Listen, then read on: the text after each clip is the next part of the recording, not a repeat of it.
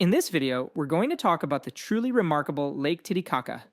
Welcome! We are diving headfirst into the highest navigable lake in the world. It's basically a sea in the sky, shared between Peru and Bolivia, and it holds so many secrets and stories in its deep blue waters. So, to guide our journey, we'll check out its stunning geography, we'll uncover its role as the cradle of ancient civilizations, see how people literally live on the water, meet its unique wildlife, and finally, take a look at the challenges it's facing today. Okay, let's dive right in.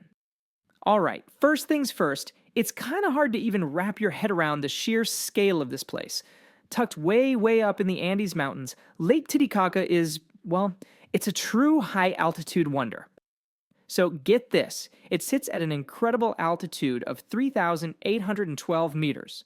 Now to put that in perspective for you, that's more than 10 times the height of the Empire State Building. We're talking about a place where the air is thin, but the views?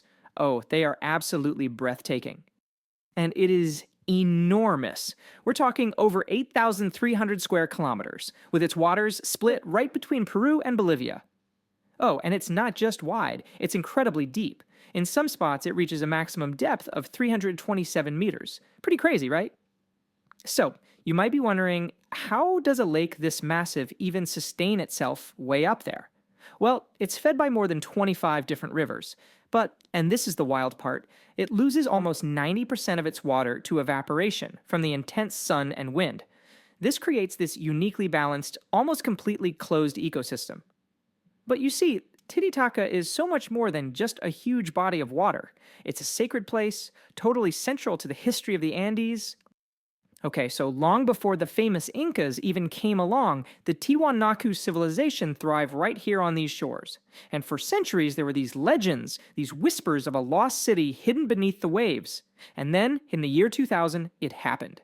Divers made an absolutely stunning discovery. A massive, ancient temple complex was found just resting at the bottom of the lake. Can you imagine?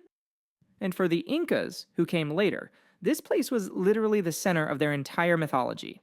One legend says their creator god, Viracocha, rose right from these very waters to create the world. Another story tells of Manco Capac, the very first Inca king, being born right here. So yeah, this lake is a pretty big deal.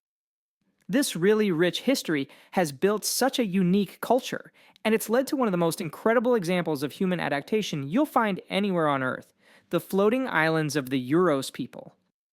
So check this out. The Uros people live on artificial islands that they build themselves, completely out of the native totora reed. It's a brilliant process.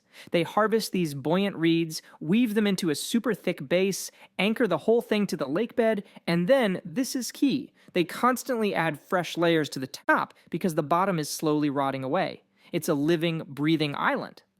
And that totora reed? It's everything to them. It's not just for construction, no way. It's a source of food, it's medicine, and it's the foundation of their entire economy and way of life. Just incredible. Beneath the surface, the lake's isolation has created a world all its own, with species you just can't find anywhere else on the planet. The lake is home to over 530 aquatic species. And get this, an incredible 90% of its fish are endemic. That means they don't live anywhere else in the world. But there's one resident that's particularly famous. Yeah, you gotta meet the Titicaca giant frog. This amazing creature can grow up to 50 centimeters long, and it has this totally unique adaptation. Its skin is super saggy with all these folds, and that allows it to absorb oxygen directly from the water, so it never ever has to come up for air. But here's the tragic part.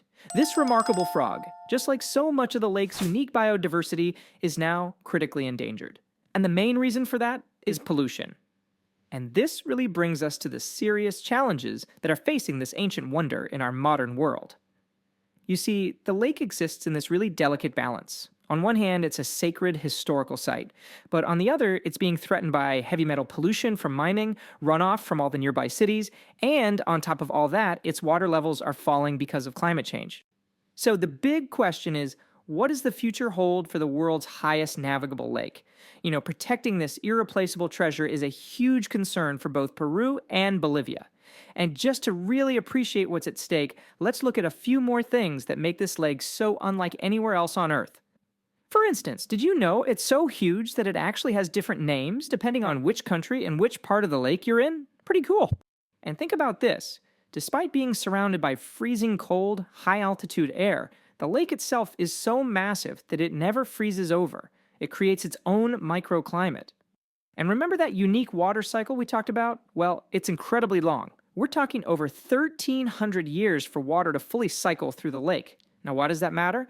It means any pollution that gets into the system, well, it stays there for a very, very long time. Its depths also hold some incredible mysteries. Local legends claim that a vast Inca treasure, gold, silver, you name it, was thrown into the lake to hide it from the conquistadors, and it has never been found.